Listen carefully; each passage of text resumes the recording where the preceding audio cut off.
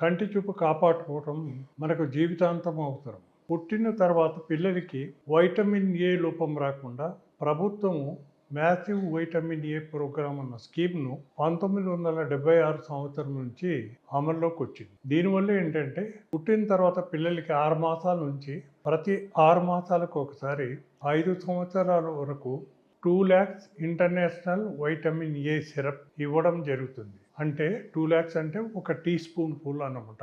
ఇది చిన్న పిల్లలకి ఇవ్వటం ద్వారా ఈ రోజు మన భారతదేశంలో పూర్తిగా అంధత్వాన్ని వైటమిన్ ఏ లోపం నుంచి రాకుండా నివారించగలిగాం. దీంతో పాటు మనం రెగ్యులర్గా వ్యాక్సినేషన్స్ కూడా ప్రతి పుట్టిన బిడ్డకి అందుబాటులోకి తీసుకొచ్చాం. ప్రాథమిక ఆరోగ్య కేంద్రాల్లో ఈ వసతులన్నీ ఉన్నాయి కాబట్టి గ్రామ ప్రాంతాల్లో ఉన్న ప్రతి వారికి, స్లమ్స్లో ఉన్న సిటీ వాళ్ళకి అందరికీ అందుబాటులోకి వచ్చాయి. ప్రభుత్వ హాస్పిటల్లో అన్నిట్లో ఈ vitamin A syrup immunization facility available ఉంది.